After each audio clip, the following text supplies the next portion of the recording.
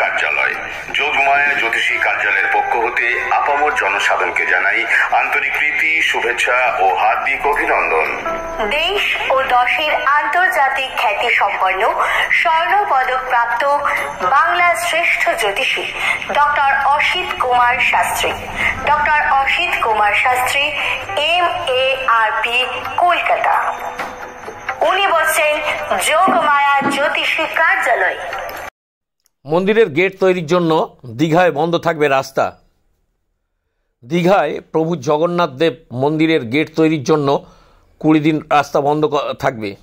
দীঘায় জগন্নাথ মন্দিরের উদ্বোধন ঘিরে এখন যুদ্ধকালীন তৎপরতা। আগামী 30 এপ্রিল জগন্নাথ মন্দিরের উদ্বোধন, তার আগে এখন চলছে শেষ মুহূর্তের কাজ। এবার জগন্নাথ মন্দিরের গেট তৈরির জন্য আগামী 20 দিন বন্ধ থাকবে 116 নম্বর বি জাতীয় সড়ক। এর ফলে যান চলাচল ব্যাপক প্রভাব পড়বে। উদ্বোধনের দিন যতই এগিয়ে আসছে ততই যেন কাজের গতি ও প্রশাসনের তৎপরতা বেড়েই চলেছে। মুখ্যমন্ত্রী মমতা বন্দ্যোপাধ্যায় মন্দির পরিদর্শন করতে এসে ঘোষণা করেছিলেন মন্দিরের শোভা বাড়ানোর জন্য জগন্নাথ মন্দিরের গেট নির্মাণ সহ এলাকাকে সুন্দরভাবে সাজানো হবে।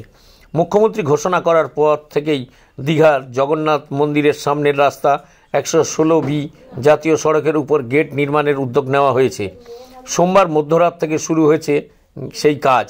রাস্তা বন্ধ থাকার ফলে দীঘায় এসে পর্যটকরা যাতে অসুবিধায় না পড়েন সেদিকেও খেয়াল রাখা হয়েছে প্রশাসনের তরফে। ওই পথে যাতায়াতকারী যানবাহনকে অন্য পথে ঘুরিয়ে দেওয়া হচ্ছে। যারা ওল্ড দীঘায় যাবেন তাদের দীঘার গেটের কাছে নামতে হবে, তারপর অটো কিংবা টোটো ধরে বাকি রাস্তা যেতে হবে। অন্যদিকে যারা নিউ দীঘা যাবেন তাদের দীঘা গেট থেকে বাইপাসের রাস্তা ধরে যেতে হবে। এছাড়াও জগন্নাথ মন্দিরের পাশ থেকে ছোট রাস্তা দিয়ে ছোট ছোট যানবাহন যাতায়াত করতে পারবে। প্রায় 200 কোটি টাকা ব্যয়ে 213 ফুট উচ্চতার এই জগন্নাথ ধাম ও সাংস্কৃতিক কেন্দ্রের দিক থেকে বর্তমানে গোটা রাজ্যের মানুষ তাকিয়ে আছে। তাই উদ্বোধনী অনুষ্ঠানে যে বেশ জমকালো হবে তা বলার অপেক্ষা রাখে না। অক্ষয় তৃতীয়ার দিন উদ্বোধন অনুষ্ঠানে মুখ্যমন্ত্রী মমতা বন্দ্যোপাধ্যায় ছাড়াও একাধিক বিশিষ্টজন উপস্থিত থাকবেন।